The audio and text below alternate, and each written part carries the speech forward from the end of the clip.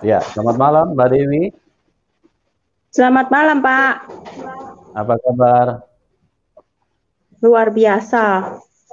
Haleluya, puji Tuhan. Terima kasih ya Mbak Dewi sudah hadir untuk mau berbagi di dalam kehidupan apa yang telah Tuhan Yesus Ya. kerjakan di dalam hidup Anda. Pada malam hari ini teman-teman sudah menunggu kita untuk Mbak Dewi bisa bersaksi supaya setiap kita bisa dikuatkan dan diberkati oleh karena Tuhan Yesus begitu nyata di dalam kehidupan Anda.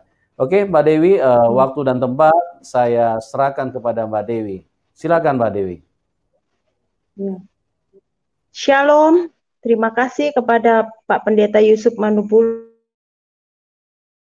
memberikan kesempatan kepada saya untuk bersaksi tentang kasih karunia dari Tuhan Yesus memilih saya untuk menjadi orang yang diselamatkan.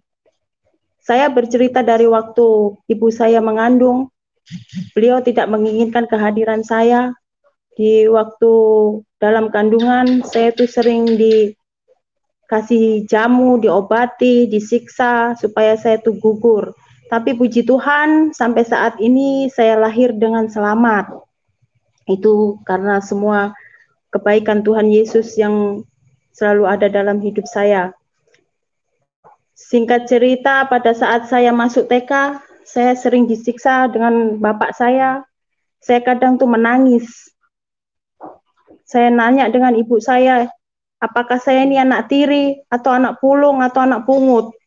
Tapi saya dipeluk dengan ibu saya sambil menangis, tapi beliau tidak berkata, saya dipeluk, bukan, kamu tuh anak aku.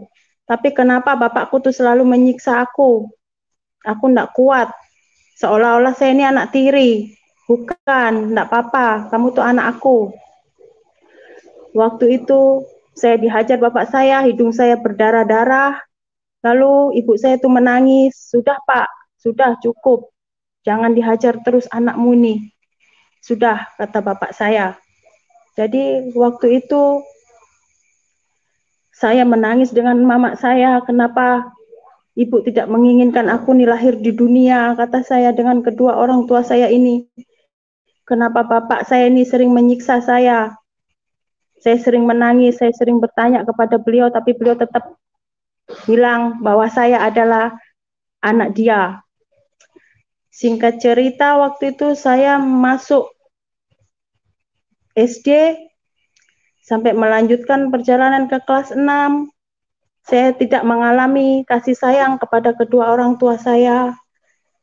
Saya menangis selalu, ya Allah, kata saya.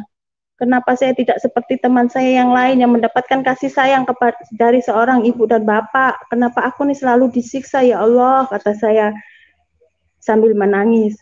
Singkat cerita, sampai saya sudah kelas 6 lulus, mau masuk SMP, saya cari sekolahan, saya sekolah di SMP PGRI 2 Pagu di Kediri.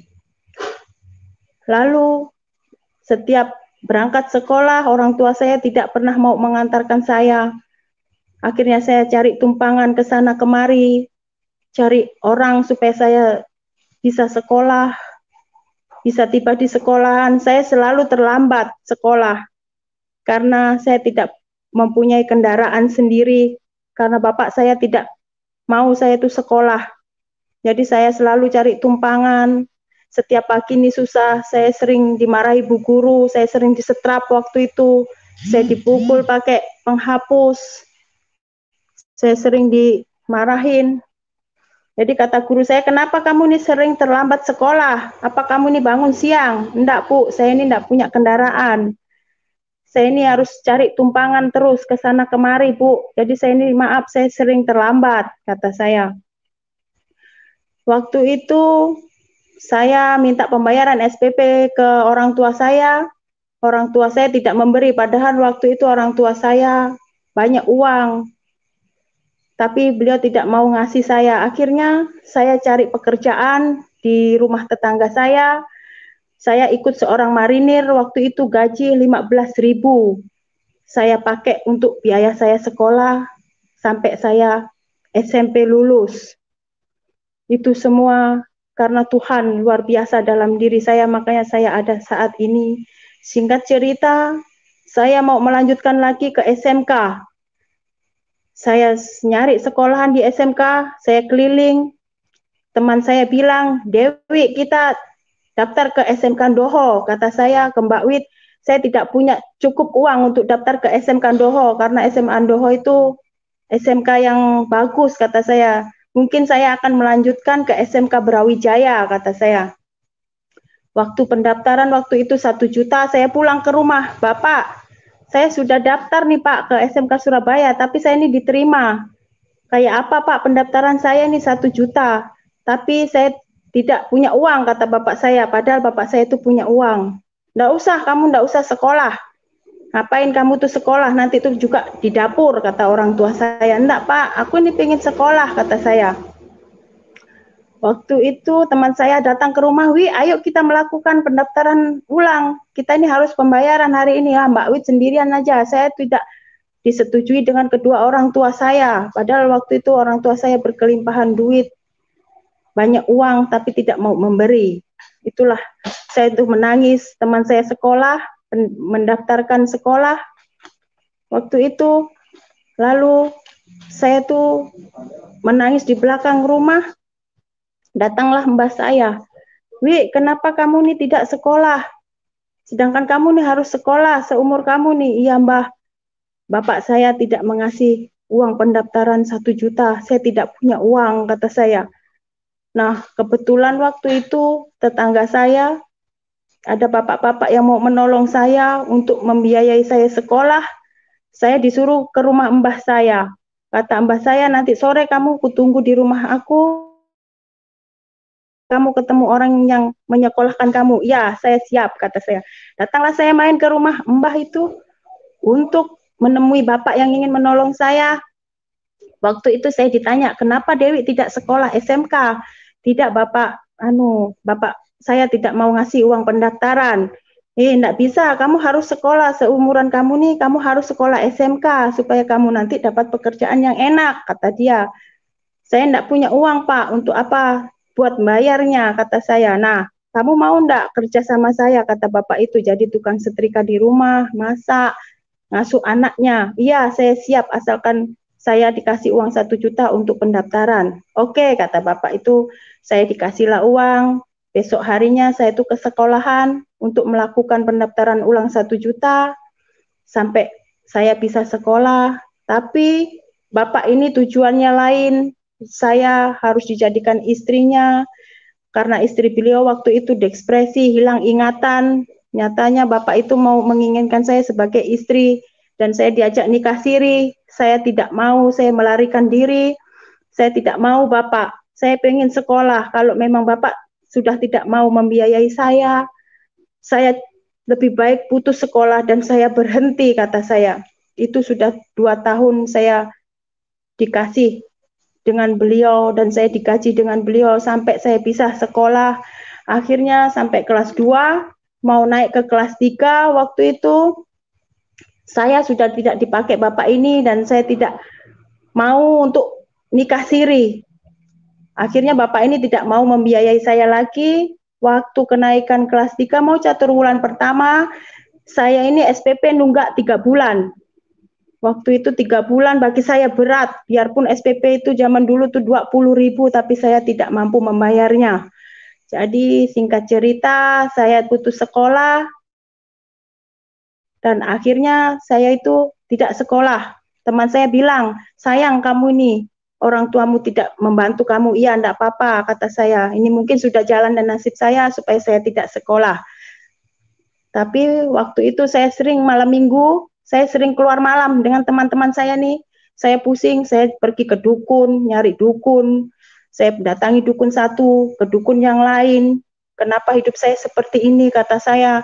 Apakah ini bukan orang tua saya? Saya datang ke rumah dukun-dukun tuh menanyakan, apakah aku ini anak tiri atau gimana? Kata dukun ini bukan, kamu ini anak yang sah, katanya. Jadi kamu harus mandi kembang. Saya lakukan semua itu, mandi kembang, makan kembang kantil, segala macam, supaya saya ini dikasih dan disayangi orang tua saya. Jadi setelah saya minum air di botol aqua itu habis, saya isi lagi kembang kantilnya tuh saya minum. Setelah air yang dikasihkan Mbah Dukun ini habis, saya tidak diterima lagi dengan orang tua saya lakukan lagi hal seperti itu, saya ke dukun lagi supaya saya dikasihani kedua orang tua saya datang lagi ke Mbah Dukun itu, Mbah, ini sudah habis Mbah reaksi obatnya, saya mau nambah lagi, saya pengen dikasihani orang tua saya lagi. Ya, kata Mbah Dukun, kamu harus mandi kembang lagi ya tengah malam, jam 12 malam. Iya Mbah, saya siap, kata saya. Saya minum lagi itu kembang mawar dengan bunga kantil, saya minum setiap hari supaya bapak saya itu kasih dengan saya, kasihan dengan saya, sayang dengan saya.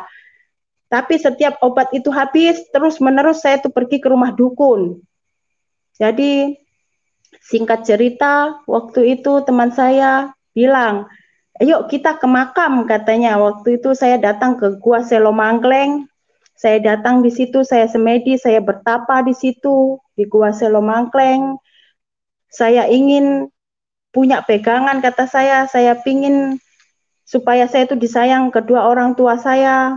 Saya bermalam di situ, saya menangis, saya menyembah di situ, menyembah gua, menyembah batu. Kata teman saya, ini ada air, kamu datang ke sini supaya orang tua kamu tuh kasihan, kamu menyembah seperti aku nih, kamu masuk ke dalam gunung ini. Saya masuk ke dalam situ, saya pulang, memang kedua orang tua saya tuh sayang kepada saya, tapi itu pun cuma jarak 1 minggu. Waktu itu teman saya bilang, kamu seperti ini terus, iya, kamu mau ndak hidup nyaman, kata teman saya. Iya, saya mau hidup nyaman. Kalau kamu mau hidup nyaman, kita pergi ke daerah Malang, kita ke Gunung Kawi, kata teman saya. Oke, kata saya. Terus di sana ngapain, kata saya. Nah, di situ nanti kita datang, ada makam, kita harus membeli sesajen, kata teman saya. Ya, nanti hidupku bisa kaya enggak? Bisa, kata teman saya. Nanti hidupmu tuh kaya, pasti kamu disukai dengan orang tua kamu kalau kamu banyak uang. Ya, saya datang dengan teman saya ini ke Gunung Kawi. Waktu itu saya naik bis. Naik bis tuh waktu itu harga 20.000. Kami berdua, kami bawa ongkos 200.000 ke sana, kami ke Gunung Kawi.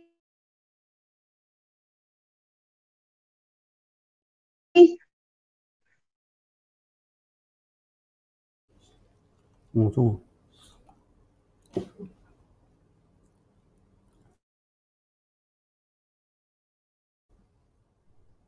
Halo, Mbak Dewi. Ya teman-teman, ini sabar, sinyalnya lagi terganggu lagi. Mbak Dewi, Mbak Dewi bisa dengar? Jadi di situ banyak Halo,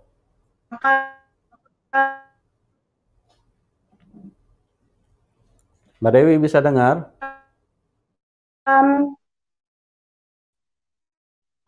Banyak makam-makam. Halo, Mbak Dewi. Ya, Mbak Dewi. Mbak Dewi. Ya sabar ya teman-teman ya. Oke, kita sambungkan kembali sama Ibu Dewi. Ibu Dewi bisa dengar saya? Ya, bisa Pak. Ya, oke, Ibu. Ya, kameranya bisa Ya, oke.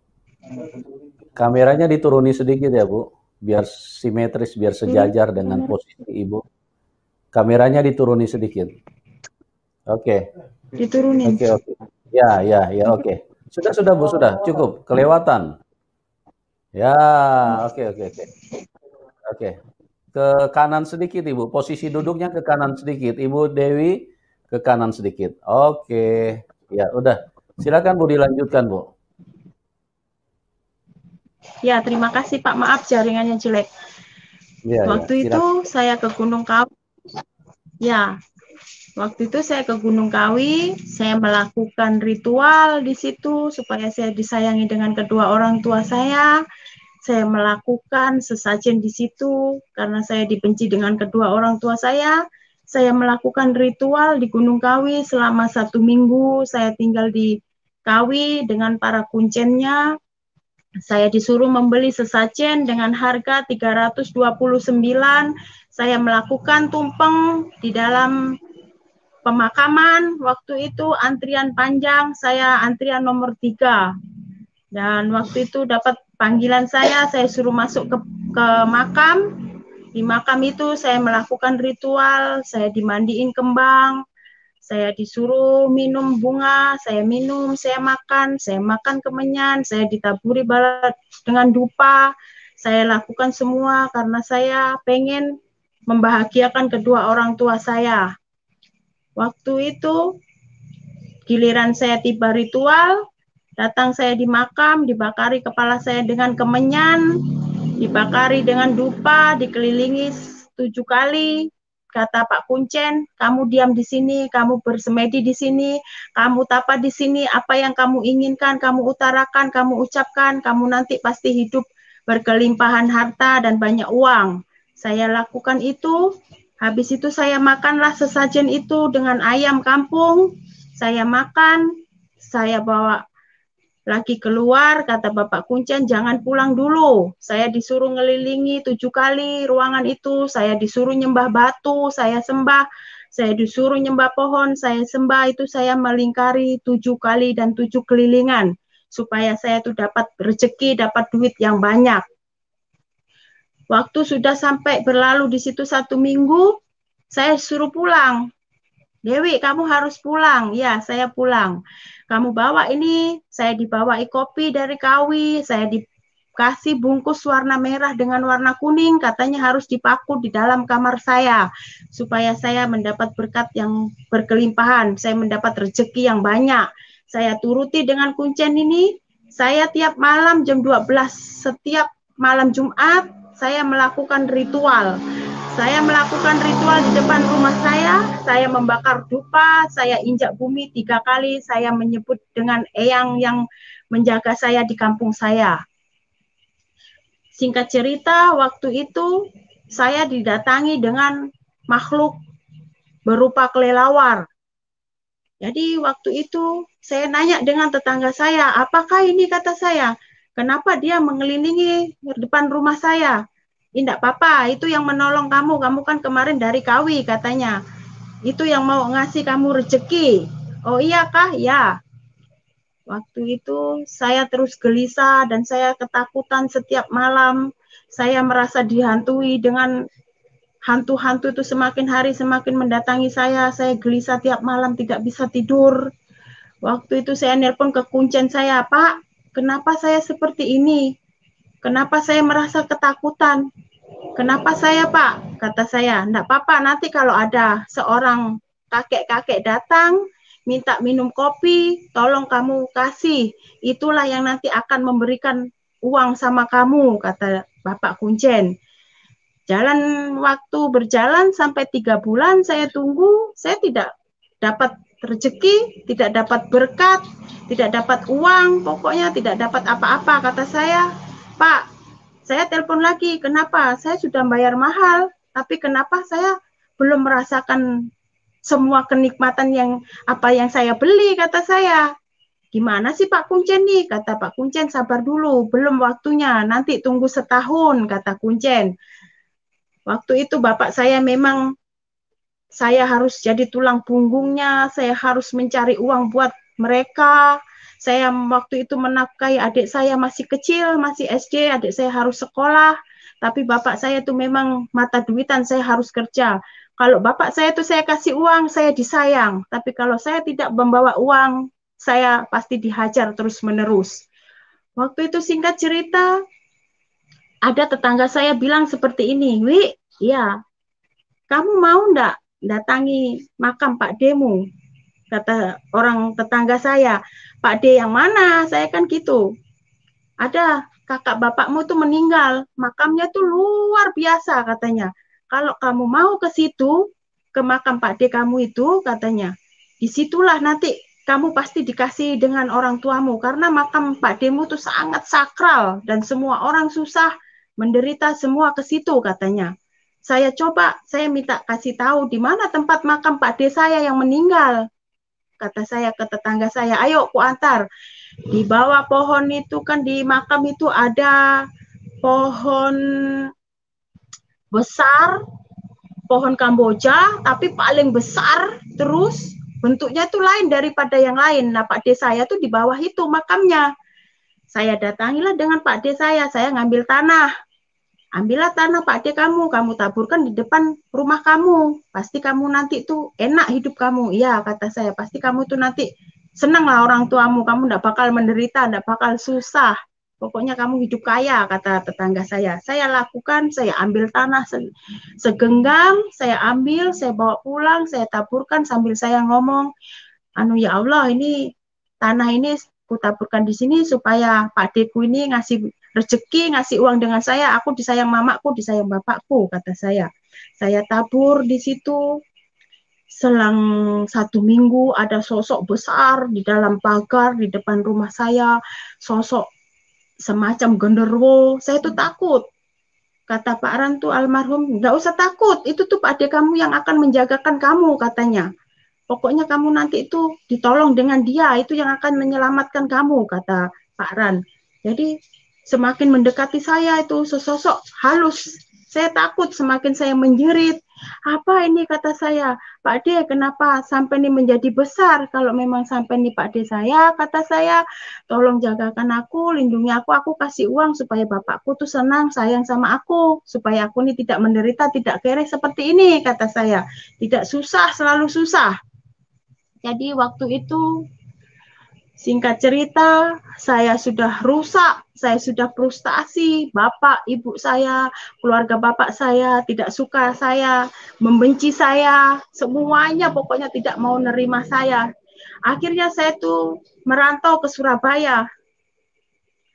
Waktu saya tinggalkan semua, saya pergi ke Surabaya, saya datangi kakak saya bilang ke kakak saya, Mas, aku ki pengen kerja, kata saya. Aku ki selalu menderita seperti ini, tolonglah sampai carikan pekerjaan, biarpun jadi apa aja itu. Kata kakak saya, kamu aja SMK ndak lulus, mau kerja apa? Di sini nih yang dicari nih SMK, kata kakak saya. Kakak saya waktu itu bekerja di perusahaan sepeda, pabrik Tiger namanya, bikin sepeda ontel. Jadi kata kakak saya, ndak bisa, kamu ikut aku aja, nanti ku carikan, mau kerja apa aja nanti ku carikan. Ya, kata saya ikut kakak saya waktu itu umur sampai 3 bulan, saya ikut dengan kakak saya, akhirnya saya bekerja di sablon, selama 1 tahun saya bekerja di sablon, akhirnya gaji itu saya tidak bisa menikmati gaji saya. Bapak saya tuh setiap minggu datang ke kakak saya, mengambil gaji saya pertama, kedua, ketiga, keempat, semua diambil bapak saya. Akhirnya setahun saya ikut kakak saya sudah mengenal dunia luar, saya bebas. Saya pokoknya bebas ke sana kemari, namanya anak ABG waktu itu saya brutal, saya nakal, saya tahu pokoknya datang ke Surabaya waktu itu ada zaman dulu Tunjungan Plaza.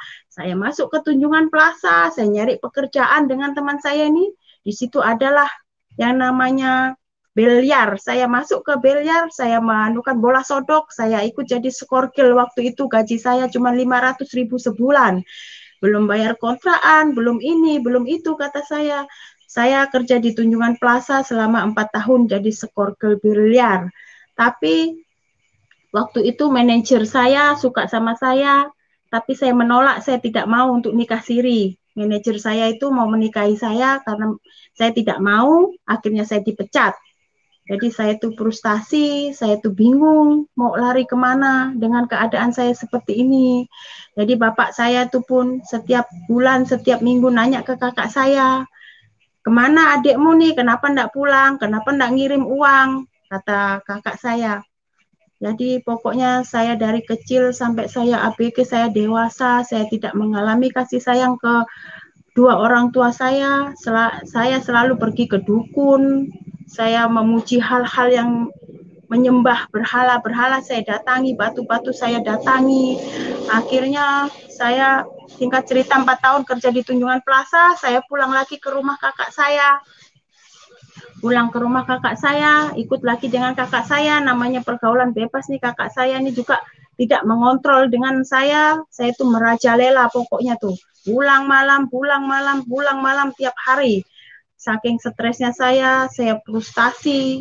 Begitukah kedua orang tua saya membenci saya ini, ya Allah, kata saya. Kayak apa setiap aku pulang ini, ya Allah, aku tidak pernah disayang sama kedua orang tua saya.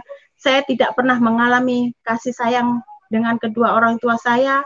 Akhirnya saya tuh rusak. Saya setiap hari, setiap detik saya tuh ikut lagi dengan teman saya, dibawalah teman saya ini ke Yogyakarta untuk melakukan ritual lagi. Saya tidak pernah tahu Allah saya tuh, pokoknya saya tuh taunya saya menyembah berhala-berhala. Saya datang lagi ke Yogyakarta, kata teman saya, kamu harus tunggu di sini, kita duduk di laut sini, kata teman saya. Ya, kata saya mau. Saya duduklah di laut, di pantai selatan tuh, saya duduk di situ dengan teman saya. Nanti kamu pasti ketemu dengan roh-roh jahat di sini. Saya takut, enggak apa-apa. Saya ikut Mamah Pur waktu itu ke sana untuk mengikuti ritual. Saya dimandiin di situ, dibakari dupa lagi, dibakari menyan, suruh makan bunga kantil, itu semua saya makan. Saya telan dalam tubuh saya ini. Tapi sudah selang di Jogja itu selama 2 minggu, saya sudah tidak punya uang. Kata saya, Mama, saya tidak bisa melanjutkan ritual lagi karena saya tidak punya uang. Nah, kamu harus kerja lagi supaya kamu ini bisa hidup enak. Tapi saya tuh sudah di Gunung Kawi, sudah apa, tapi kenapa saya tidak nyaman, kata saya kan. Saya tidak enak, kata saya, hidup saya berkelimpahan seperti ini. Terus ketakutan, kata saya dengan Mama Purni, enggak apa-apa, pokoknya kamu harus ke dukun terus, supaya kamu tuh, hidup kamu tuh enak. Ya, singkat cerita, waktu itu, saya datang ke rumah kakak saya minta uang. Kakak, Mas, oleh ndak aku njaluk duit, kata saya. Arep gopo, kata kakak saya ini. Aku pengen jualan kopi. Berapa modalnya, kata kakak saya, kasih aku 500.000 aja. Nah, selang tuh sama kakak saya, tunggu aku gajian ya, nanti kamu jualan ya. Waktu itu dikasihlah dengan kakak saya uang 500.000, saya jualan kopi di daerah THR, daerah Surabaya THR. Saya jualan di depan kafe THR, kafe itu bukanya setiap malam jam 9, tutup jam 2 malam pagi. Saya jualan di situ, di depan kafe situ. Saya bikin meja kecil-kecilan di depan, saya berteman dengan para purel-purel. Jadi purel-purel itu banyak teman saya karena makan di warung saya tuh, makan kopi, makan mie di warung saya. Akhirnya ada seorang mami-mami itu mendatangi saya, namanya Mami Loren waktu itu. Jadi datangi saya, Dewi, iya Mi, kamu ini ngapain jualan kopi? Mending kamu tuh masuk ke kafe ini jadi purel, melayani orang minum. Enggak Mi, biar aja saya seperti ini. Tapi saya pikir-pikir lagi, saya kadang jualan kopi tuh dulu tuh paling 1.500, enggak cukup. Kadang saya tuh ada mau terjun menjadi purel, tapi saya naik turunkan lagi, saya pikir lagi, saya seperti ini demi orang tua saya sampai brutal, nakal. Jadi kata Mami, enggak usah dipertimbangkan. Kamu kalau jadi purel itu luar biasa anunya. Gajinya gede katanya. Pasti nanti dibooking om-om, kata saya. Saya enggak bisa, enggak mau saya dibooking om-om. Enggak, kalau kamu enggak mau, enggak usah. Nah, saya coba warung ini saya pegangkan ke teman saya. Saya ikut menjadi waitress. Untuk melayani orang minum, mengambilkan minuman sebuah bir waktu itu di THR. Jadi saya sudah diajarkan dengan mami saya seperti ini ya Dewi ya. Satu birnya ini 50.000, nanti 50-50. Mami 25, Dewi 25 ya. Selang berjalan sampai 4-5 bulan, wah nyaman kata saya, enak dapat duit. Disitulah saya terjun terus jadi waitress. Saya pakai rok seksi-seksi, rok mini. Tapi selalu tidak pernah pegang uang, saya tuh habis terus uang ini. Jadi kata mami saya, Dewi, ada om-om nih, mau sama kamu. Kira-kira kamu mau enggak? Saya lihat dulu orangnya seperti apa, kata saya. Enggak apa-apa, kamu nanti tuh pulang bawa uang berjuta-juta, kata mami saya. Enggak mau Mi, biar aja aku jadi waitress, enggak apa-apa, gaji bulanan. Kadang kan pulang malam jam 2, jam 3 saya dapat tip dari tamu, kadang 50.000. Kalau yang baik tuh kadang saya dikasih 100.000. Jadi saya lakukan jadi waitress di situ selama 3 tahun. Semakin hari semakin dihantui, saya tuh semakin gelisah, semakin merasa ketakutan, saya tuh bingung, saya frustasi, dan saya tuh pokoknya ada rasa di hati saya ini kecewa dengan kedua orang tua saya. Kenapa orang tua saya membiarkan saya seperti ini?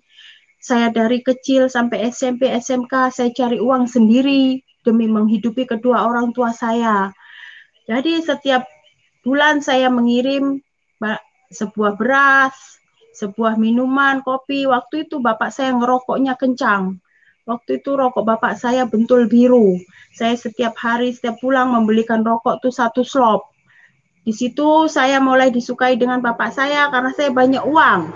Karena saya kerja di waitress, uang saya banyak, berkelimpahan. Bapak saya suka dengan saya, senang dengan saya, memuji saya di waktu saya itu jadi waitress. Jadi waktu itu singkat cerita, saya kenalan dengan orang dinas perhubungan. Orang dinas perhubungan nih orang darah biru, sedangkan saya orang miskin. Jadi kata orang dinas perhubungan, Dek, kamu maukah pacaran sama aku, tapi kamu harus keluar dari kafe ini, kamu kutolong, kamu kunikah. Kalau memang sampean serius dengan saya siap, kata saya. Ya, kata orang dinas perhubungan ini. Saya diambil, saya ditebus dengan mami saya mengundurkan diri secara baik-baik dengan mami saya, dan saya tidak bekerja lagi jadi waitress. Akhirnya saya tuh ikut dengan orang dinas perhubungan, saya disewakan sebuah kos-kosan. Ternyata saya dikenalkan dengan kedua orang tua saya. Ternyata saya dibawa ke rumah orang tua dia, ternyata orang tua dia itu tidak mau terima saya karena saya orang miskin. Singkat cerita, saya frustasi. Saya main ke Perak karena sudah berjalan setahun saya dengan orang dinas perhubungan ini tidak direstui, tidak diizinkan saya nikah.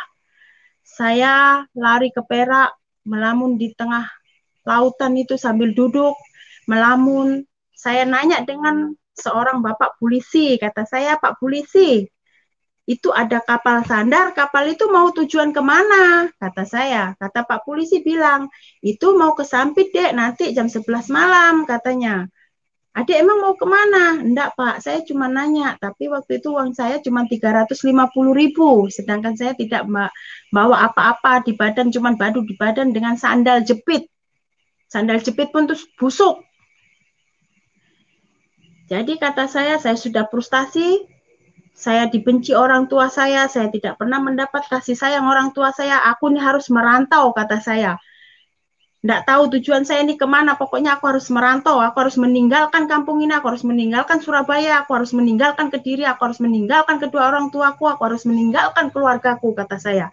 Supaya saya hidup tidak penuh dengan kesedihan, penyiksaan, kata saya harus berangkat malam ini, biarpun ada uang di tangan saya cuma 350.000, kata saya. Waktu itu kata Pak polisi, Adek, jangan dulu, Dek. Kalau bisa, jangan pergi dulu. Kamu di sini aja. Kamu ini masih remaja, masih stabil. Aturan kamu tuh nggak usah jauh-jauh, apalagi di Kalimantan ini, Dek. Keras, kamu ini nggak tahu. Di sana tuh orang Dayak, apa segala macam nih. Orangnya tuh makan orang, katanya. Waktu itu. Nah, waktu itu, masa Pak? Iya, kamu sudah pernah ke sana belum? Belum, kata saya. Oh iya kah? Iya. Jadi waktu itu saya tetap nekat, saya harus pergi Pak, saya harus pergi, kata saya. Nah harga tiket saya tanya, waktu itu 120.000, saya belikan tiket, saya sampai menunggu jam 11 malam. Jadi saya tuh duduk melamun, saya mengingat waktu dihajar bapak saya, waktu tidak dikasihani orang tua saya, waktu saya pergi ke Kawi, saya ritual ke dukun-dukun, saya mengalami rasa ketakutan. rasa dihantui terus dengan setan. Jadi saya tuh melamun, saya harus merantau. Siapa tahu saya merantau ini, saya dapat hidup yang kekal, hidup yang nyaman, hidup yang tidak penuh dengan penderitaan, tidak penuh dengan penyiksaan. Kata saya harus berangkat malam ini juga. Singkat cerita, trompet kapal sudah berbunyi, potot. Saya lalu disuruh naik, saya naiklah ke kapal itu.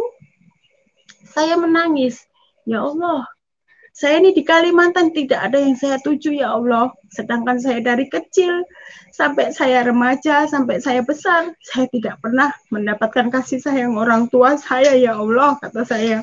Lebih baik saya tuh merantau, biarpun di rantauan saya itu tidak tahu siapa-siapa. Waktu itu datanglah seorang bapak-bapak dengan seorang ibu menghampiri saya. Adek, mau kemana, Dek? Saya mau naik kapal ini, katanya ke Sampit, tapi Sampit ini saya tidak tahu mana yang saya tuju, kata saya. Ikut aku aja, Dek, mau enggak kerja di rumah makan, katanya. Ya Pak, saya mau,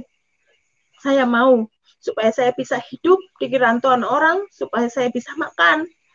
Waktu itu ditanya identitas saya, bawa KTP, Dek. Ya, saya bawa. Saya diminta KTP saya tuh, oh ya, pegang aja ya, katanya. Nanti jangan jauh dari saya. Ya, begitu jam 12:30 kapal mulai berjalan sampai di tengah laut, saya tuh menangis. Ya Allah, sebenarnya saya tuh tidak mau meninggalkan orang tua saya, tapi saya tuh tidak sanggup, tidak kuat dengan apa yang telah dilakukan kepada kedua orang tua saya ini. Bapak saya pokoknya sadis, kasar dengan saya, ya Allah. Kenapa aku seperti ini, ya Allah, kata saya. Saya ini menuju Kalimantan, melanjutkan perjalanan, saya tidak ada yang saya tuju. Semoga Allah tuh melindungi saya, dan saya tuh dijagakan, kata saya dengan Allah ini. Setiba perjalanan 2 hari, 2 malam, sandarlah di Sampit waktu itu kapal ini. Saya dikasih makan dulu dengan kedua orang ini, saya dikasih minum, saya dikasih baju, saya dibelikan pakaian, dibelikan sepatu, saya disuruh mandi. Kamu mandi dulu, Dek, kita nginap dulu sehari semalam, karena tujuan kita ini masih jauh.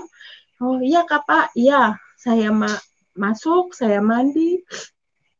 Waktu itu, setelah saya habis makan, kata bapak itu sama ibu itu, ayo Dek, kita naik travel ini, kita menuju ke Parenggean, katanya. Masih jauh, Kak, Pak? Iya, masih jauh, kata bapak ini. Mumpung ada travel, ya, naiklah saya. Waktu sudah nyampe di Parenggean, rupanya saya ini masih dioper lagi dengan orang. Ya Allah, kata saya, Adek tunggu sini ya, nanti ada yang jemput, katanya. Ya Allah, kata saya, aku ini mau dikirim kemana lagi, ya Allah, aku tidak mau, ya Allah, aku ini tidak punya siapa-siapa, kata saya, aku ini gimana nantinya. Jadi kata orang ini, rupanya menjual saya dengan orang yang satu. Saya waktu itu dijual dengan harga 2.500.000. Jadi sesampailah di rumah orang Dayak ini, saya di situ, kata ibu itu, kamu harus mengganti karena aku ini membeli dari orang ini seharga 2.500.000. Iya Kak, kata saya, iya, kamu harus ganti. Saya menangis lagi. Saya masuk kamar, saya dikasih di dalam kamar, ini kamar kamu. Nanti kalau enggak ada baju, enggak ada sandal, enggak ada sabun mandi, kamu bilang dengan saya ya. Iya, kata saya. Tapi saya tuh tidak tahu itu tempat apa. Jadi saya lihat tuh rumah kecil-kecil, kotak-kotak banyak di pinggir jalan tuh berjajar-jajar, tapi saya tidak tahu itu rumah apa, kata saya. Jadi ada teman saya, ada teman yang satu kamar dengan saya bilang, kamu ini loh, kenapa kamu masuk di sini? Kamu ini masih muda, kata teman yang sebelah. Emang ini tempat apa sih Mbak, kata saya. Kamu ini loh dijual di sini nih, kamu tuh tadi tuh germo, hah? Kata saya, germo, iya. Kamu tuh dijual dengan harga yang berapa tadi? Saya tidak tahu karena tidak ada pemberitahuan dari awal, kata saya.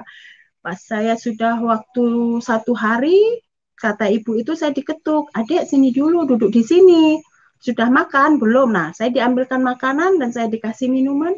Akhirnya ibu itu cerita, Saya disuruh kerja di situ, saya disuruh melayani orang laki-laki, saya disuruh menjadi pelayan para pria. Kalau malam tuh hadir orang laki-laki dari perusahaan mana aja, supir-supir mana aja tuh pada datang milih perempuan. Saya tuh kaget.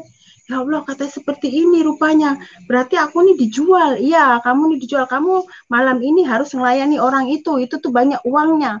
Tapi saya berontak, saya menolak, saya masuk ke kamar. Saya dikurung selama 1 minggu. Saya tidak diberi makan, tidak diberi minum, pokoknya tidak dikasih apa-apa. Saya harus mengembalikan uang sebesar 2.500.000. Tapi saya itu menangis, ya Allah, uang segitu banyaknya saya ini tidak bisa kalau saya tidak bekerja, kata saya. Singkat cerita, waktu itu sudah saya dapat di situ 2 minggu. Akhirnya ada seorang laki-laki menolong saya diketuk, ayo kamu keluar kalau memang kamu enggak mau kerja di sini, tapi aku ini ada uang waktu itu 150 saya diberi, kamu ku naikkan taksi, katanya kamu turun sesampainya uang ini, kata orang itu. Saya tidak kenal, oleh karena dia melihat saya menangis, melihat saya itu tidak mau melayani orang, akhirnya saya itu disuruh pulang, dibekali uang cuma 150.000. Waktu itu saya ikut travel itu, saya ikut dengan dia, ternyata uang 150.000 itu tidak cukup sampai dengan tujuan saya. Saya diturunkan di tengah sawit. Saya tidak mengenal itu daerah mana. Saya tidak tahu itu di mana. Saya berjalan kaki. Di tengah-tengah waktu itu saya turun jam 11 siang. Saya berjalan terus sepanjang jalan menyusuri sawit. Saya tidak tahu saya di mana. Perjalanan waktu sampai jam 11 malam ada sebuah supir truk muatan semen. Bapak itu menyinggahi saya. Saya dilihat compang-camping. Saya dilihat baju saya ini kotor, berbau badan saya. Sandal tuh tidak bersandal. Jadi kaki saya ini bengkak kena duri sawit nih. Jadi kata bapak, silahkan naik adik. Kamu nih malam-malam mau kemana? Kata saya tidak tahu Pak yang saya tuju. Nah, di sini nih rawan katanya. Kamu naik ke sini. Kamu naik kata bapak ini. Iya kata saya. Saya numpang, saya takut. Ya Allah, mau dibawa kemana lagi saya ini? Ya Allah, kata saya.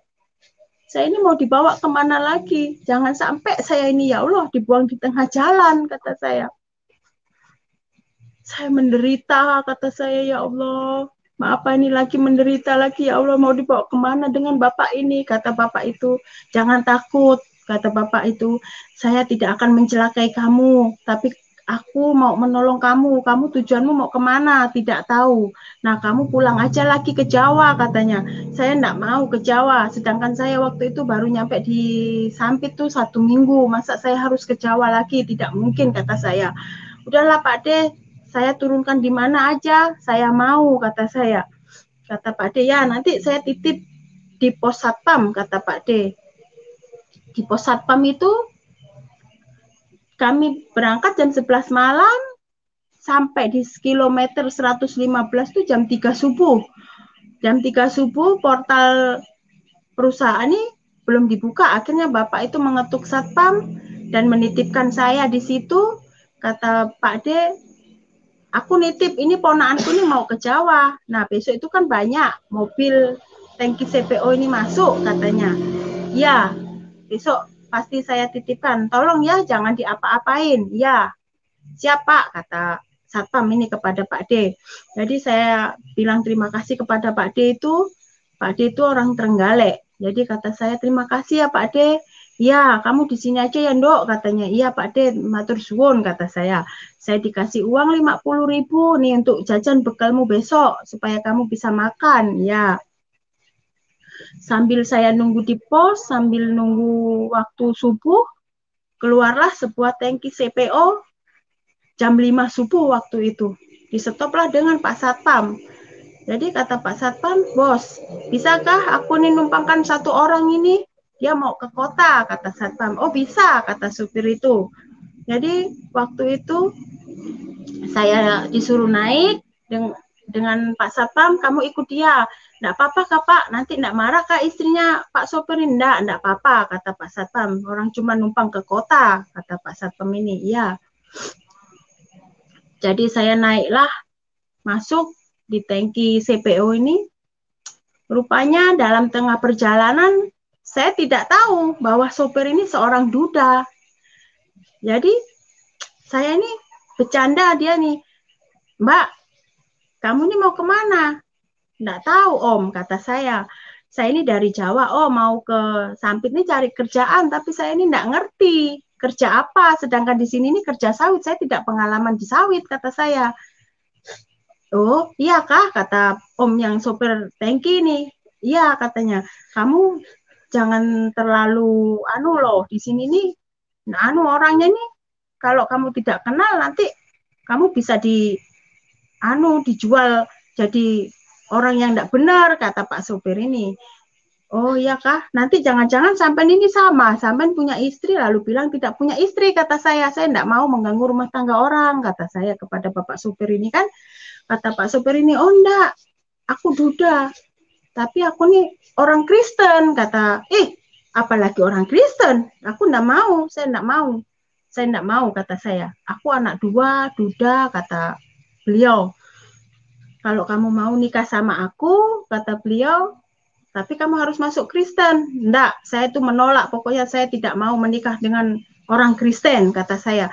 Kalau enggak, Bapak, saya minta turun di sini, kata saya, karena saya tidak mau masuk Kristen. Saya tidak mau pokoknya.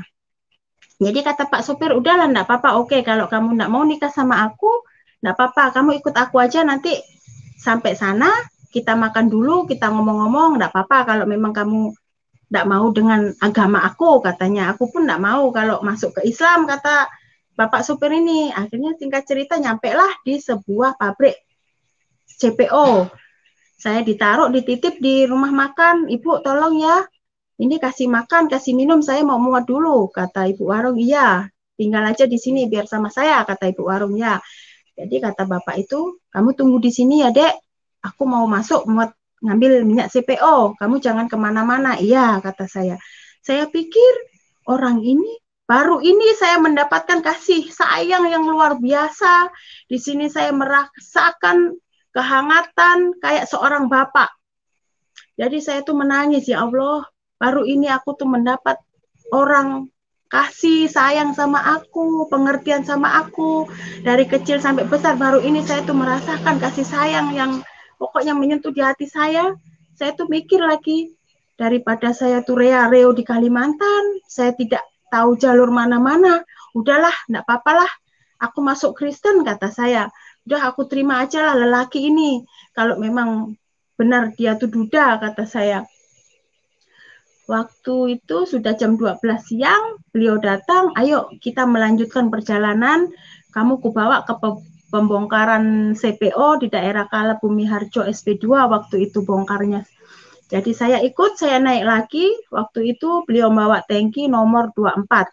Jadi saya naik ke sebuah tangki, saya dibawa, saya sambil dinasihati, kamu ini masih gadis, masih cantik, katanya, jangan kemana-mana, pokoknya kalau kamu memang mau, kamu nikah sama aku, pokoknya kamu tuh kata beliau nih, aku enggak akan nyanyiakan kamu. Semua lelaki tuh biasanya menggombal, Pak, saya enggak mau, kata saya. Biasanya lelaki tuh hanya hawa nafsunya aja, kata saya, nanti saya ditinggalkan lagi, saya enggak mau. Enggak apa-apa dek, tapi kamu harus terima Yesus, katanya. Enggak mau, apalagi agama kafir macam itu, kata saya. Terus sambil ketawa, sambil kami ini bercanda, akhirnya nyampe lah di sebuah pembongkaran CPO ini. Saya disuruh nunggu di depan pos satpam, saya tunggu di situ. Habis itu selesai jam 3 sore. Waktu itu perjalanan pulang kami itu malam. Malam, kata bapak ini, kamu tidur di mana ya? Ya, saya kan enggak punya siapa-siapa di sini, kata saya.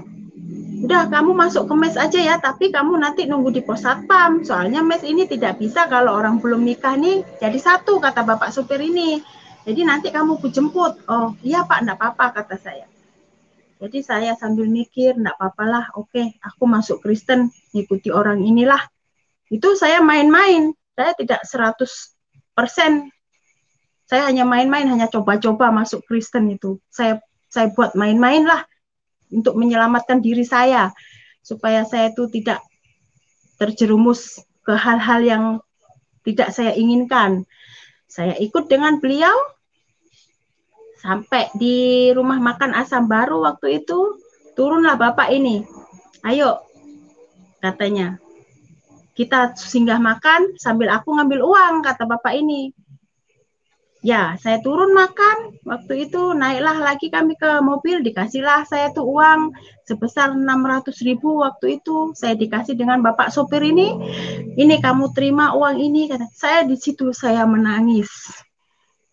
Ya Allah, kata saya, baru ini yang saya merasakan. Saya dikasih uang orang, saya diperhatikan orang. Ternyata orang Kristen tuh seperti ini ya, ya Allah, kataku. Kata saya nih, orangnya sabar, lemah lembut, penuh dengan kasih, perhatian dengan saya, kata saya. Tidak semacam waktu saya nih seperti kayak di neraka lah waktu ikut kedua orang tua saya tidak mengalami seperti saya ikut dengan beliau ini. Jadi saya dikasih uang 600 tuh saya menangis. Saya ini bukan cewek nakal, kata saya ngomong dengan dia. Aku tidak meremehkan kamu, kata Pak supir ini. Aku tidak menganggap kamu tuh sebagai orang nakal, karena aku nih pengen kamu menjadi istri saya, katanya. Kamu terima uang ini, kamu atur uang ini, supaya kita bisa hidup, kata Bapak supir ini. Akhirnya sambil saya menangis, terima kasih ya Allah. Apakah memang ini jodoh saya ya Allah? Tapi kenapa aku harus ke Kristen? Sedangkan saya ini tidak mau menjadi orang Kristen ya Allah, kata saya. Akhirnya saya menangis. Bapak supir itu menanya, kenapa adik menangis? Saya cerita, saya lari dari Jawa tuh disiksa kedua orang tua saya brutal, saya datang ke dukun, saya menyembah batu, kata saya. Setelah semua apa yang saya makan, apa yang saya minum, kayak bunga-bunga itu saya minum, begitu habis, begitu hilang, tapi orang semua membenci saya, menyiksa saya, kata saya, dengan Bapak supir ini. Tapi semenjak saya ketemu dengan sampean, saya merasakan kasih yang luar biasa dalam hidup saya. Baru ini saya mendapatkan lelaki yang perhatian dengan saya, kata saya. Ya, kamu tapi harus terima Yesus. Tapi aku tidak mau terima Yesus, kata saya. Singkat cerita, nyampailah di pos satpam 115, saya ditaruh di situ, saya dititip di situ, saya ditinggal di situ. Adek jangan kemana-mana, nanti saya jemput. Iya, dijemput jam berapa ya Om, kata saya. Tunggu aja, pokoknya sampai malam tiba aku datang, kata Bapak supir ini. Setelah saya dititip di pos satpam, saya ditinggal di situ, saya dititip, Bapak satpam aku nitip ini ya, nanti ku jemput. Oh ya, siap bos. Masuklah Pak supir ini ke area perusahaan, saya ditinggal di situ. Sampainya jam 12 malam, datanglah beliau ini menjemput saya. Jadi kata Bapak ini, ayo naik, kita ke mes. Kita ini sembunyi-sembunyi, kata suami nih, Bapak ini. Ya. Jadi saya dibawa, dibonceng, saya masuk ke sawit-sawit, tembus ke sawit-sawit, cari blok-blok itu supaya tidak ketahuan orang. Waktu itu nyampe di mes tuh dia tuh langsung muat lagi, tidaknya di rumah. Jam 1 malam dia langsung ke PKS, ngambil CPO lagi. Saya dikasihkan kunci rumah itu, kamu masuk ke sini, kalau kamu lapar, di situ ada beras, ada telur, ada segalanya macam, pokoknya lengkap, kata Bapak ini. Iya Pak, terima kasih. Di situ saya menangis. Ya Allah, Bapak ini baik sekali. Sekalinya Bapak ini bukan pembohong, kata saya. Memang orang ini duda, anak dua, kata saya.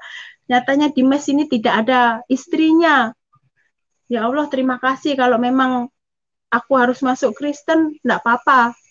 Aku mau, kata saya. Oke, singkat cerita, waktu berjalan sampai pagi, saya sudah di mes itu, ada 1 minggu saya ditinggalkan di mes itu, selama 1 minggu. Jadi kata bapak ini, kamu di sini aja ya, jangan kemana-mana sampai selama 1 minggu. Nanti kita aturlah acara pernikahan kita, kata bapak ini. Aku enggak mau lah, pokoknya saya tinggal di mes itu kan bergaul dengan ibu-ibu tetangga di mes itu. Saya main ke rumah satu, semua orang tuh bilang, kenapa kamu ini mau masuk kafir nih? Kamu nih jadi orang kafir, jadi orang murtad. Dia itu kan Kristen, di sini enggak ada temannya, kenapa kamu mau? Kata ibu-ibu di mes. Saya cuman diam aja, saya enggak jawab waktu itu. Jadi saya pulang ke mes bapak itu, saya dibenci orang di situ kan, karena saya mau nikah dengan dia ini. Jadi kata saya, semua orang membenci saya, tidak mau saya bawa ngomong, tidak mau saya ajak ngobrol, ibu-ibu di mes itu. Jadi saya tuh mendiamkan diri di dalam rumah, tidak keluar. Singkat cerita, suami saya itu datang, bapak ini yang menolong saya ini datang, saya cerita, ibu-ibu di sini nih membenci aku nih tidak boleh masuk ke Kristen ini kafir, saya sudah tahu Kristen itu kafir, kata saya. Aku enggak mau lah sama kamu, biarkan aja aku nih pergi, kata saya. Aku mau lari, biarkan aku mau meninggalkan kamu aja lah, kata saya. Dengan bapak ini, jangan dek, kamu harus nikah sama aku. Enggak, aku lari, agama kamu tuh kafir, kamu nih sudah jelek, hitam, saya tidak mau, aku masih muda, kata saya. Jadi waktu itu kata bapak ini, ya udahlah terserahlah, kalau memang adik memang aku ini jelek, hitam, katanya memang aku ini tua, kalau adik memang tidak suka sama aku, oke, aku bebaskan aja lah, daripada aku ini tersiksa menahan orang tidak suka sama aku, kata beliau. Jadi singkat cerita waktu itu, kami itu digerebek lah, ada orang yang tidak suka ngelapor ke perusahaan, akhirnya perusahaan itu mendatangi kami itu harus menikah. Karena sudah ngumpul 1 minggu di mesnya, tidak ada orang yang tahu, akhirnya ada orang mengadu ke pimpinan bapak ini, saya dilaporkan, akhirnya harus menikah. Jadi saya merenung, waktu itu ketiga harinya, saya malam tidur. Jadi bapak ini muat, dek, iya pak, kata saya. Kamu kutinggal lagi ya, soalnya CPO ini malam ini harus dimuati, kata bapak. Terus saya tinggal di sini lagi, Pak. Iya, kamu di sini lagi ya? Yalah, enggak apa-apa, kata saya. Saya malam, saya rasakan lagi, ya Allah, berbeda banget ya orang Kristen tuh, ya Allah. Orangnya kasih, lemah lembut, tidak marah-marah, kata saya sayang, selalu menasehati saya. Disitulah saya tuh tersentuh, saya tuh menangis. Saya tuh bilang, ya Allah, baik banget orang ini, ya Allah. Nggak apa-apalah, aku ikhlas masuk Kristen, kata saya. Jam 11 malam, saya mau baring. Saya tuh baring, sambil mau tidur waktu itu.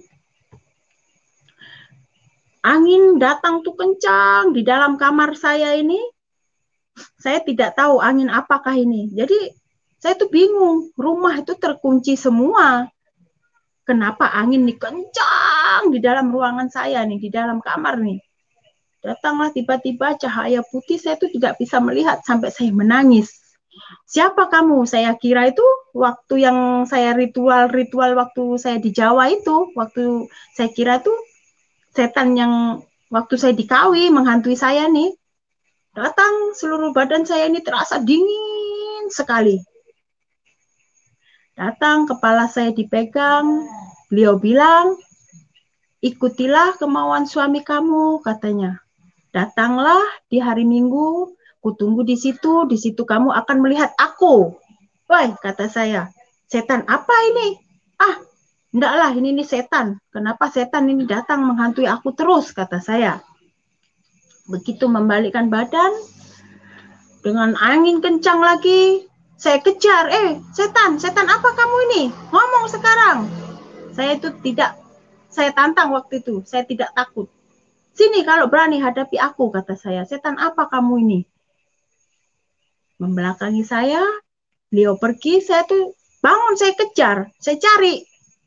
Kemana setan tadi ya? Sudah menghilang, lewat mana ya? Kata saya. Saya larilah keluar, saya buka pintu mes itu, saya main ke tetangga sebelah. Saya tanya dengan Mbak Wit, apa? Kenapa ya orang laki-laki itu datang ke tempat saya, tapi berupa cahaya loh, anginnya kenceng, kata saya. Calon suami kamu tuh orang Dayak tuh peletnya kuat, kata dia. Masa sih Mbak aku ini kena pelet, kata saya. Iyalah, kata Mbak Wit. Nggak mungkin, orang dia tuh cinta kok sama aku, kata. Kata siapa, orang Dayak tuh ada ilmunya. Nah, waktu itu langsung saya tuh hidupi motor, saya pulang lagi, saya datangi ke PKS. Waktu itu jam malam habis kejadian, saya datangi ke PKS, datangi bapak itu, saya bilang, ya aku enggak mau sama kamu ini banyak setannya, pokoknya aku besok ikut, aku mau pulang aja lah ke Jawa, kata saya ke bapak itu. Oke, enggak apa-apa, katanya. Ya, kamu pulang ke mes, nanti kamu besok pulang, kata dia. Ya. Di situ saya itu merenung dan saya itu sambil menangis, kata saya. Apakah benarkah ini nih setan? Tapi setan kenapa bisa ngomong? Singkat cerita, hari sudah pagi, saya tidak jadi ikut bapak ini ke pelabuhan. Saya nanya dengan tetangga, di sini ada enggak orang yang suka nyanyi-nyanyi itu loh Mbak, yang nyanyi-nyanyi sorak-sorak itu loh, di mana ya tempatnya? Kata Mbak Wit, apa loh? Itu loh yang orang nyanyi-nyanyi tuh, kalau sembahyangnya tuh, kalau kita ini kan di masjid loh. Oh, wong Kristen tuh kah? Katanya, iya. Ada, kamu masuk aja di sana, katanya. Di kebun ini terus lurus kamu masuk. Oh iya kah? Iya. Jadi saya masuk, saya telusuri, saya ketuk rumah Pak Pendetanya ini. Assalamualaikum, kata saya. Kata Pak Pendeta, waalaikumsalam. Oh, ada apa Mbak? Bapak, saya bisakah pinjem kunci gereja? Saya tuh pengen masuk. Oh, bisa katanya. Di situ saya masuk, saya lihat, saya putar-putar keliling.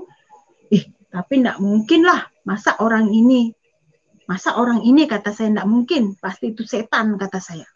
Saya tidak percaya, saya belum percaya. Enggak mungkin lah.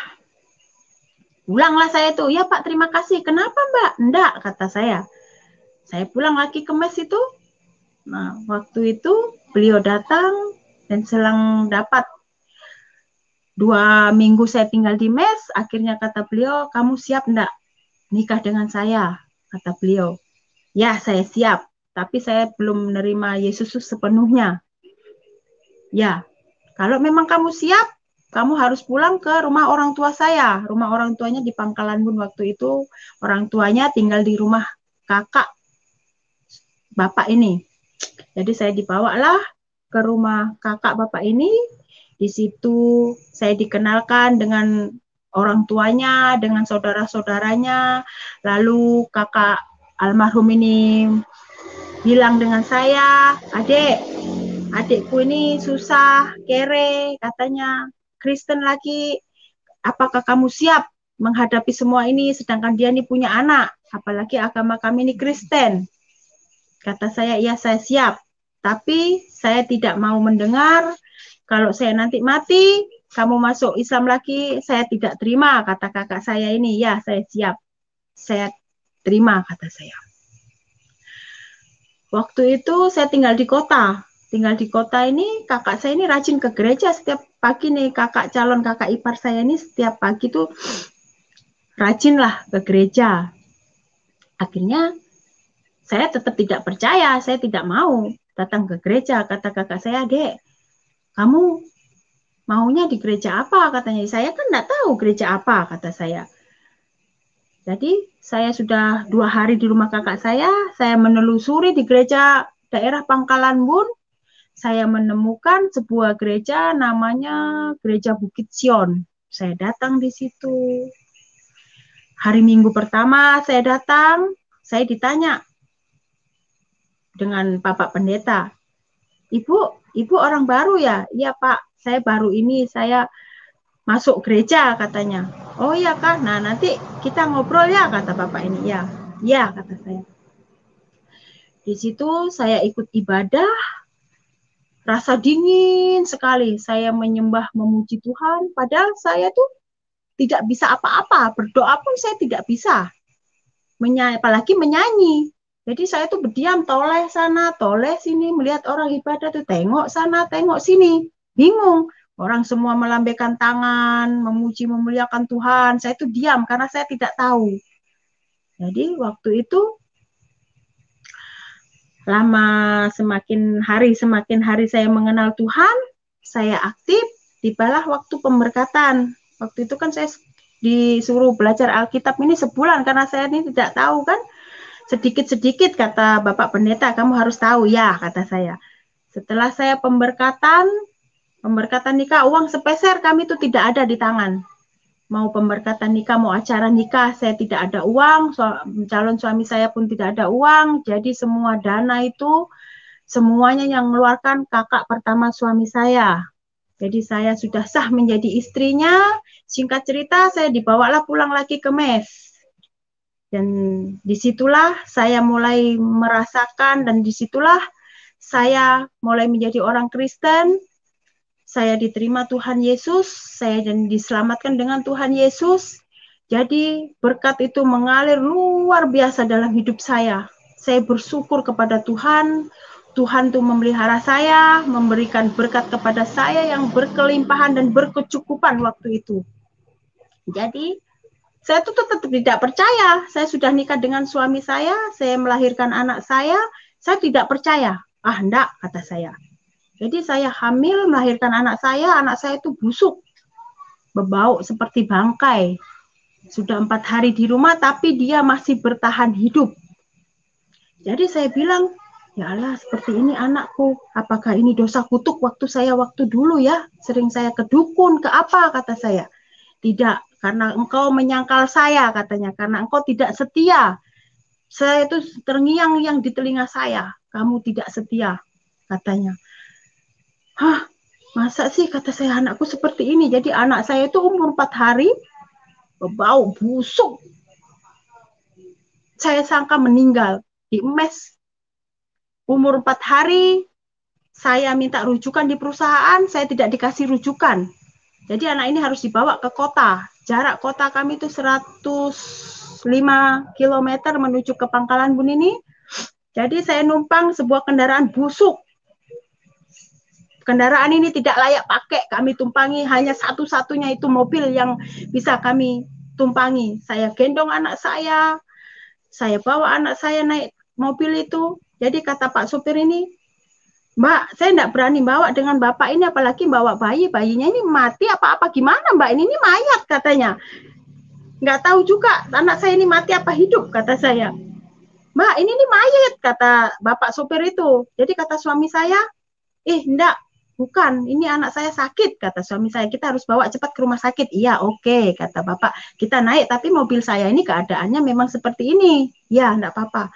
Mobil itu pokoknya tidak layak pakai, tapi Tuhan, kemuliaan Tuhan dahsyat dalam hidup saya. Di situ saya mengalami kasih anugerah yang dahsyat dalam kehidupan saya pribadi.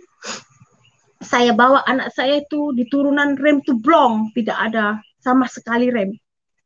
Jadi kami itu teriak, Yesus, kata saya. Yesus, aku percaya Engkau, kata saya. Aku mau ikut Engkau, Tuhan. Aku tidak mau berkhianat dari Engkau. Karena Engkau juru selamatku, Tuhan. Engkau sudah menyelamatkan jiwaku, Yesus. Aku percaya Engkau, kata saya. Sambil saya itu melihat anak saya ini sudah tidak berdaya lagi. Waktu itu tiba-tiba mobil itu mendadak berhenti di pinggir jalan. Kasihlah minum anak saya ini. Dipegang suami saya, aduh, kayaknya enggak hidup anak kita ini. Saya menangis, Tuhan, jangan ambil anakku, Tuhan. Aku percaya Engkau Yesus yang dahsyat, kata saya. Engkau luar biasa, Tuhan, kata saya. Sembuhkan anakku, ya Allah, dalam nama Yesus, kata dia. Anak saya harus sembuh, saya tidak mau kehilangan anak saya, kata saya. Saya beli aqua gelas waktu itu, saya teteskan. Kalinya anak ini masih hidup, masih bernyawa. Kata Pak supir, ayo cepat naik. Perjalanan kita masih jauh, kita bawa anak ini. Anak saya itu warnanya sudah seperti terong. Tidak ada daya upaya untuk hidup. perutnya semakin besar, semakin berbau seperti bangkai. Jadi setibalah di Bumi Harjo SP2, dihajar lagi dengan hujan deras, hujan kencang. Saya naik ojek menuju rumah sakit. Bilang dokter, Ibu, kenapa terlambat membawa anak? Ini nih sudah mati, katanya. Sudah tidak hidup, Bu. Warna seperti ini, katanya. Udah berkas nyusul, kata Pak dokter. Yang penting anak Ibu ini selamat. Iya, kata saya. Disitulah anak saya ditelanjang itu, bau semua badannya itu. Sudah tidak berdaya dan berupaya anak saya ini. Jadi dimasukkanlah ke sebuah inkubator. Ibu agamanya apa? Kata Pak dokter ini. Tapi saya itu masih menyangkal. Saya tidak terima Yesus. Saya bilang saya Islam, tapi saya Kristen. Ibu berdoa dengan kepercayaan masing-masing, katanya. Kayaknya anak ibu ini tidak bisa diselamatkan lagi, kata dokter. Iya, saya menangis, Tuhan. Kenapa saya belum menerima Engkau? Tapi kenapa Engkau masih ada dalam kehidupan saya, ya Tuhan? Kenapa ya Tuhan? Kata saya masih menyangkal. Jadi waktu itu saya berdoa dengan Tuhan Yesus, dengan suami saya diajak berdoa. Mama, ayo kita berdoa, kata suami saya. Iya. Saya bawa dalam doa. Tiba jam siang, waktu itu dokter mau menengok, memberikan obatnya. Jadi saya tidak punya dana untuk membayar obatnya ini. Saya bingung, anak saya tidak dilayani lagi karena saya tidak ada pembiayaannya. Saya berdoa di situ, Tuhan Yesus, tolong sembuhkan anakku ya Tuhan. Saya tidak mau kehilangan anak saya ini Tuhan, kata saya. Saya yakin dan percaya kuasa-Mu ada dalam kehidupan kami Tuhan. Kami memang orang miskin, kami tidak punya daya upaya untuk membayar ini, tapi jika memang Kau ada di tangan-Ku Tuhan, Engkau pasti memberikan berkat yang luar biasa, kata saya dengan Tuhan Yesus ini. Tiba saatnya saya tuh ke rumah kakak ipar saya, Kak, anakku ini tidak ditolongi dokter, Kak, sedangkan anakku ini sudah parah. Masa? Kata kakak saya, iya yuk kita ke sana. Nah, disitulah kata kakak saya, Dek, kamu terima Yesus dengan lapang dada.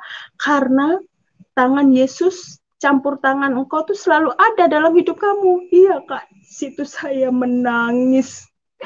Saya minta ampun dengan Tuhan karena saya sering menyangkal dengan Yesus. Saya tidak bisa terima Yesus. Saya tidak setia dengan Yesus, kata saya. Tapi anak saya yang tadinya mati bisa hidup kembali itu karena Yesus luar biasa dalam hidup saya pribadi.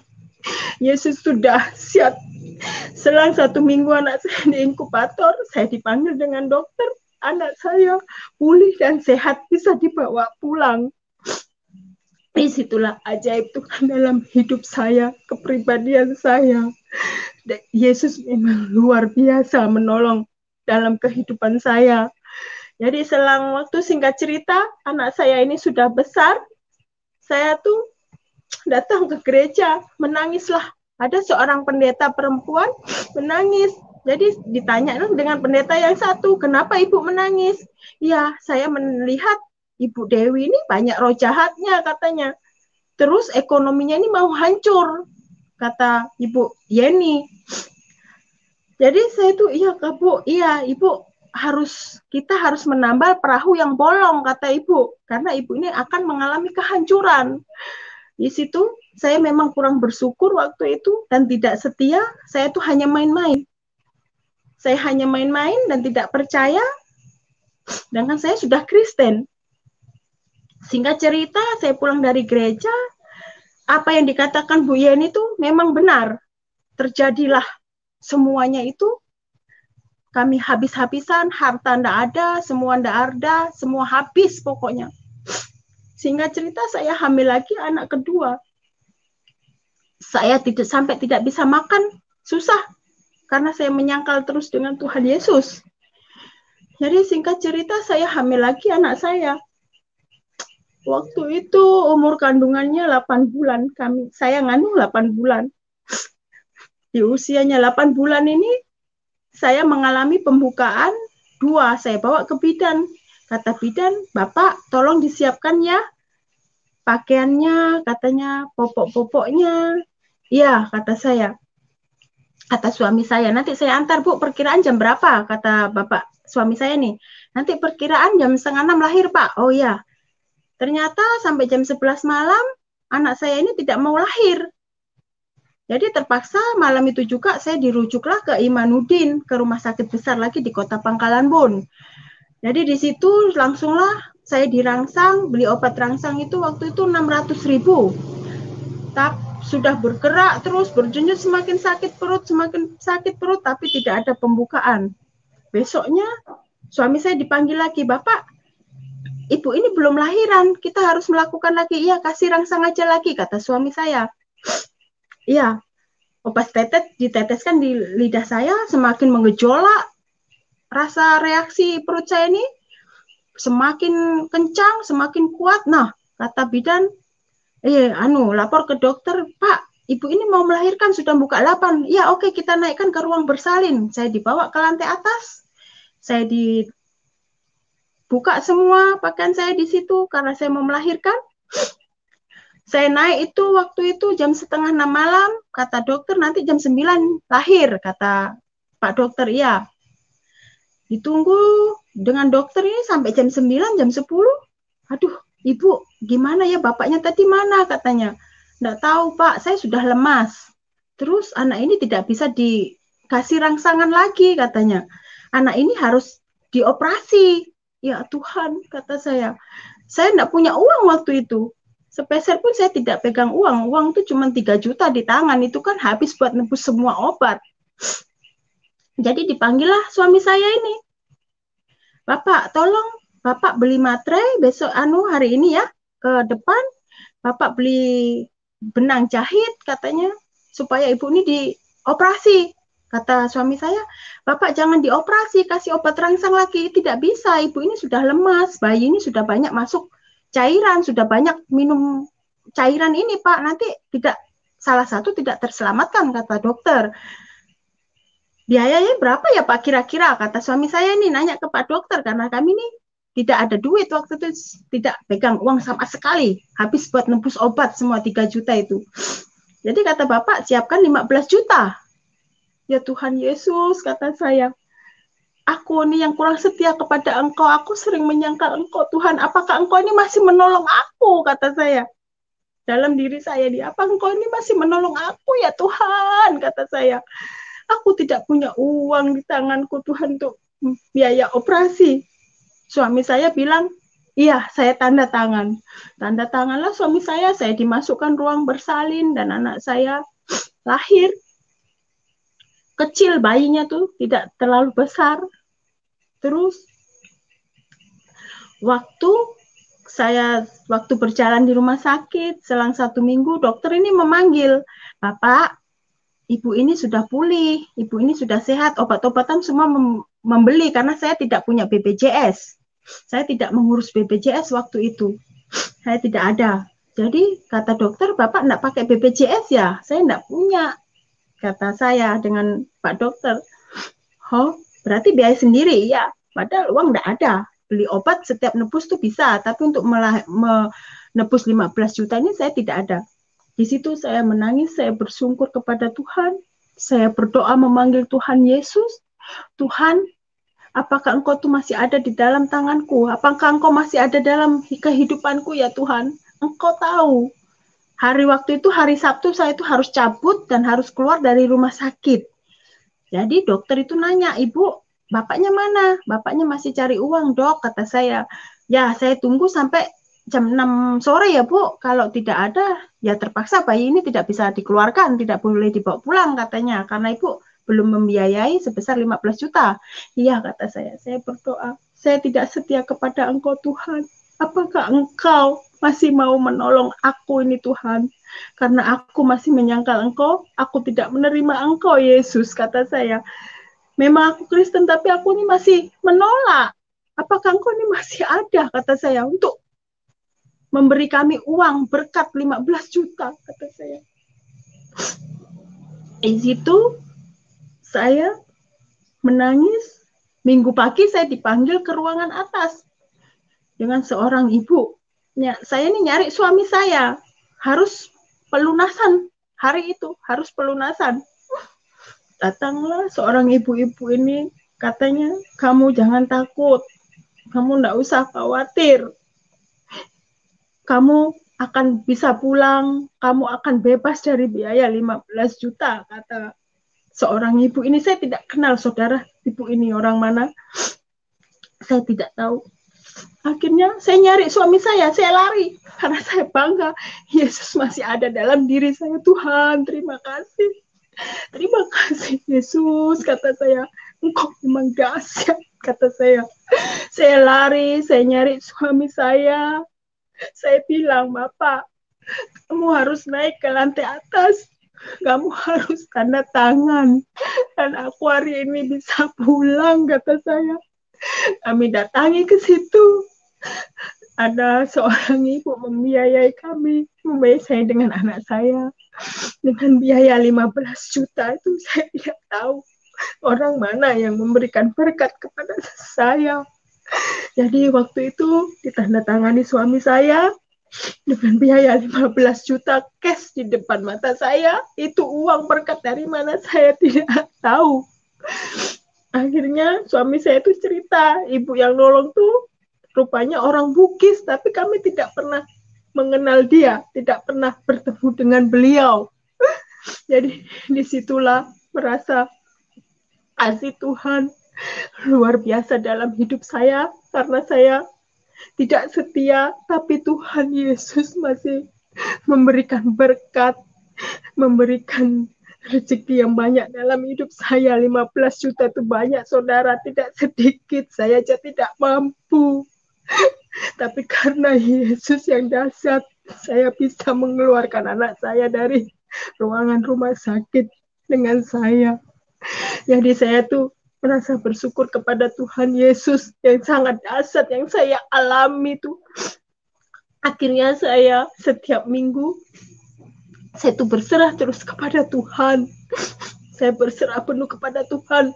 Tuhan, saya balik ke ruangan, terima kasih Tuhan. Hari ini saya bebas.